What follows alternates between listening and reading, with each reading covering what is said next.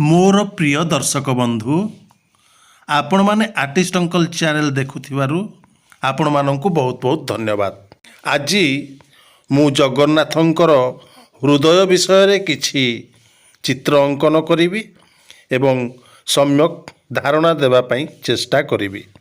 ତେବେ ଆପଣମାନଙ୍କ ମନରେ ଗୋଟାଏ ପ୍ରଶ୍ନ ଉଠୁଥିବ, ଜଗନ୍ନାଥଙ୍କର ହୃଦୟ ଆସିଲା କେଉଁଠୁ? ଜଗନ୍ନାଥଙ୍କୁ ତିଆରି କଲା କିଏ? ଏସବୁ ପ୍ରଶ୍ନର ଉତ୍ତର ଖୋଜିବାକୁ ହେଲେ ଆମକୁ ପୌରାଣିକ କଥାବସ୍ତୁ ଉପରେ ଆଧାରିତ ଏକ କାହାଣୀ ଶୁଣିବାକୁ ପଡ଼ିବ। ତେବେ ଶୁଣ, ଯେତେବେଳେ କୃଷ୍ଣ ଜଙ୍ଗଲରେ କଦମ୍ବ ମୂଳରେ ବସି ଚିନ୍ତିତ ଅବସ୍ଥାରେ ଥିଲେ, ସେତେବେଳେ ସେ ତାଙ୍କ ପାଦକୁ ଲମ୍ବେଇ ଦେଇଥିଲେ ଶିଆଳି ଲଟା ଆଡ଼କୁ। ଏହା ଶବର ରାଜା ଜାରା ଦୂରରୁ ଦେଖିଲେ ନାଲି ପାଦଟି ଏକ ହରିଣର କାନ ଭଳି ଦେଖାଯାଉଛି। ତେଣୁ ଜାରା ଶବର ତୀର ଯୋଖି କୃଷ୍ଣଙ୍କ ପାଦକୁ ନିକ୍ଷେପ କରିଥିଲା, ଯାହା କୃଷ୍ଣଙ୍କ ପାଦରେ ବାଜିଥିଲା ଏବଂ କୃଷ୍ଣ ଚିତ୍କାର କରି ଉଠିଥିଲେ। ଏହା ଜାରା ଶବର ଦେଖି କୃଷ୍ଣଙ୍କ ପାଖକୁ ଦୌଡ଼ି ଆସିଥିଲେ ଏବଂ କୃଷ୍ଣଙ୍କୁ କାକୁତି ମିନତି ହୋଇ କହିଥିଲେ, ମୋର ଭୁଲ ହୋଇଯାଇଛି ପ୍ରଭୁ, ମୋତେ କ୍ଷମା କରିଦିଅ। କିନ୍ତୁ କୃଷ୍ଣ ଜାରା ଶବରକୁ କହିଲେ, ନାଇଁ ଜାରା, ତମେ ଯାହା କରିଛ ଠିକ୍ କରିଛ। କାରଣ ତ୍ରେତୟା ଯୁଗରେ ଯେତେବେଳେ ବାଳି ଆଉ ସୁଗ୍ରୀବ ଯୁଦ୍ଧ କରୁଥିଲେ, ସେତେବେଳେ ମୁଁ ରାମଙ୍କ ଭୂମିକାରେ ଥାଇ ଲୁଚିକିରି ତୁମକୁ ବଦ୍ଧ କରିଥିଲି। ତେଣୁ ସେହି ସମୟରେ ତୁମେ ମ୍ରିୟମାଣ ହୋଇ ମୃତ୍ୟୁ ସମ୍ମୁଖୀନ ହୋଇ ମୋତେ ଅଭିଶାପ ଦେଇଥିଲ ଯେ କହିଥିଲ ଦ୍ୱାପର ଯୁଗରେ ତୁମରି ତୀରରେ ହିଁ ମୁଁ ମୃତ୍ୟୁବରଣ କରିବି। ତେଣୁ ଜାରା, ଆଜି ମୁଁ ତୁମ ତୀରରେ ମୃତ୍ୟୁବରଣ କରୁଛି।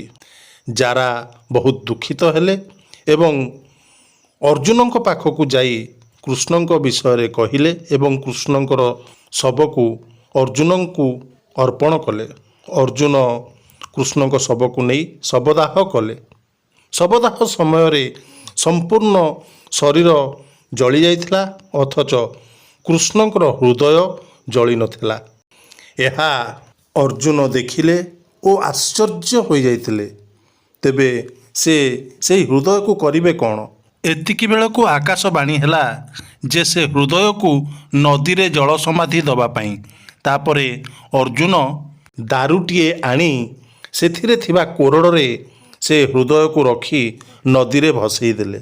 ବର୍ଷ ବର୍ଷ ପର୍ଯ୍ୟନ୍ତ ଶ୍ରୀକୃଷ୍ଣଙ୍କର ହୃଦୟ ସେହି ଦାରୁ କୋରଡ଼ରେ ରହି ନଦୀରେ ଭାସି ଚାଲିଥାଏ। ତାପରେ ଭାସି ଭାସି ଆସି ଓଡ଼ିଶାର ମହାନଦୀ କୂଳରେ ଲାଖିଥାଏ। ଏତିକି ବେଳକୁ ବିଶ୍ୱାବସୁ ନାମକ ଏକ ଶବର ସେହି ମହାନଦୀ କୂଳ ଦେଇ ଜଡ଼ିବୁଟି ଖୋଜିବା ଆଶାରେ ଦେଖିଲା ନଦୀ କୂଳରେ ଏକ ଦାରୁ, ଆଉ ଦାରୁ କୋରଡ଼ରେ ଏକ ଆଶ୍ଚମ୍ବିତ ଆଶ୍ଚର୍ଯ୍ୟଜନକ ଚମକୁଥିବା ଧକ୍ ଧକ୍ କରୁଥିବା ଏକ ହୃତ୍ପିଣ୍ଡ, ହୃଦୟ।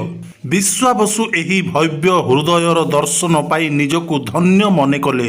ବିଶ୍ୱାବସୁ ଜଣେ ବିଷ୍ଣୁ ଭକ୍ତ ହୋଇଥିବାରୁ ସେ ଏହି ଅଲୌକିକ ହୃତ୍ପିଣ୍ଡକୁ ହୃଦୟକୁ ଦେଖି ଜାଣିପାରିଲେ ଯେ ଏହା ଦ୍ୱାପର ଯୁଗର ଶ୍ରୀକୃଷ୍ଣଙ୍କର ହୃଦୟ।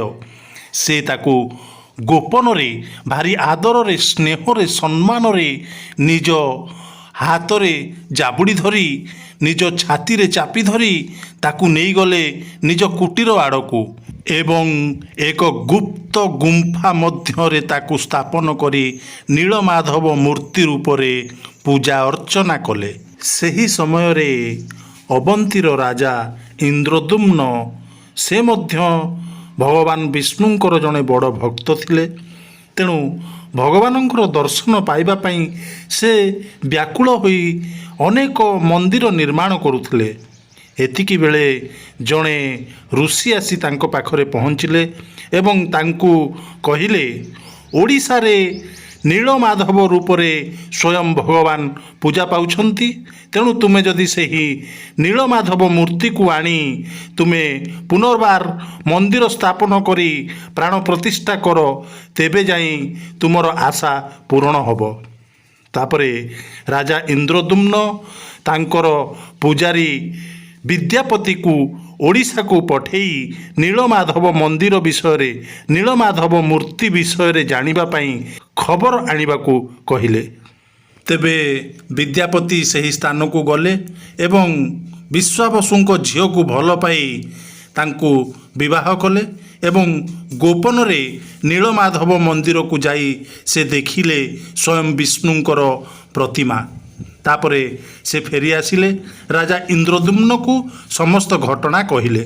ଇନ୍ଦ୍ରଦ୍ୟୁମ୍ନ ଏବଂ ବିଦ୍ୟାପତି ଲୁଚି ଲୁଚି ଯାଇ ସେହି ଗୁମ୍ଫାରେ ଦେଖନ୍ତି ତ ନୀଳମାଧବ ଆଉ ସେହି ସ୍ଥାନରେ ନାହାନ୍ତି।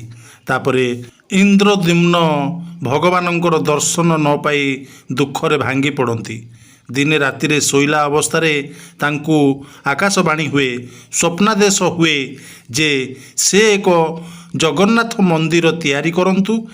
ସ୍ୱପ୍ନାଦେଶ ପାଇ ରାଜା ଇନ୍ଦ୍ରଦ୍ୟୁମ୍ନ ଏକ ମନ୍ଦିର ନିର୍ମାଣ କଲେ ଏବଂ ସେହି ମନ୍ଦିରରେ ଭଗବାନଙ୍କୁ ସ୍ଥାପନ କରିବା ପାଇଁ ସେ ଇଚ୍ଛା ପ୍ରକାଶ କଲେ ଏବଂ ପୁଣି ସ୍ୱପ୍ନାଦେଶ ହେଲା ଯେ ସମୁଦ୍ରରେ ଭାସି ଆସୁଥିବା ଗୋଟିଏ ଦାରୁକୁ 3 ମୂର୍ତ୍ତି ତିଆରି କରି ସେହି ମନ୍ଦିରରେ ସ୍ଥାପନା କରିବା ପାଇଁ। ସତକୁ ସତ ସମୁଦ୍ରରେ ଦେଖିଲେ ଏକ ବିରାଟକାୟ ଦାରୁ। ସେ ଦାରୁକୁ ଆଣି କିଏ ମୂର୍ତ୍ତି ତିଆରି କରିବ ବୋଲି ଚିନ୍ତା କଲେ ଏବଂ ଚିନ୍ତା କରି ସମସ୍ତ ବଢ଼େଇ କାରିଗରମାନେ ହାର ମାନିଗଲେ। ଶେଷରେ ବିଶ୍ୱକର୍ମା ଆସିଲେ ଏବଂ ରାଜା ଇନ୍ଦ୍ରଦ୍ୟୁମ୍ନକୁ କହିଲେ, ମୁଁ ମନ୍ଦିର ଭିତରେ ମୂର୍ତ୍ତି ତିଆରି କରିବି ସତ, ହେଲେ 21 ଦିନ ପର୍ଯ୍ୟନ୍ତ ମୋତେ କେହି ଡିଷ୍ଟର୍ବ କରିବେନି। ମୁଁ 21 ଦିନ ପରେ ମୂର୍ତ୍ତି ତିଆରି କଲା ପରେ ନିଜେ ଦ୍ୱାର ଖୋଲି ବାହାରକୁ ଆସିବି। କିଛି ଦିନ ଗଲା, 15 ଦିନ ବିତିଗଲା, ଠକ୍ ଠାକ୍ ଶବ୍ଦ ଆଉ ଶୁଭିଲା ନାହିଁ। ତ ଇନ୍ଦ୍ରଦ୍ୟୁମ୍ନଙ୍କ ରାଣୀ ଗୁଣ୍ଡିଚା କହିଲେ, ମହାରାଜ, ମନ୍ଦିର ଭିତରୁ ଆଉ କୌଣସି ଶବ୍ଦ ଶୁଭୁନାହିଁ। ବିଚରା ବୁଢ଼ା ବଢ଼େଇଟି ମରିଗଲା କି? ଏହା କହି ରାଜା ଇନ୍ଦ୍ରଦ୍ୟୁମ୍ନଙ୍କୁ କହିଲେ ଦ୍ୱାର ଖୋଲିବା ପାଇଁ। ଇନ୍ଦ୍ରଦ୍ୟୁମ୍ନ ଏବଂ ରାଣୀ ଗୁଣ୍ଡିଚା ଦୁହେଁ ଯାଇ ଦୁଆର ଖୋଲନ୍ତି ତ ଜଗନ୍ନାଥ, ବଳଭଦ୍ର, ସୁଭଦ୍ରାଙ୍କର ଅର୍ଦ୍ଧନିର୍ମିତ ପ୍ରତିମୂର୍ତ୍ତି, କିନ୍ତୁ ବିଶ୍ୱକର୍ମା ଆଉ ସେ ସ୍ଥାନରେ ନାହାନ୍ତି। ତେଣୁ ସେହି ଦିନଠାରୁ 3 ମୂର୍ତ୍ତି ଖଣ୍ଡିଆ ହୋଇ ରହିଲେ।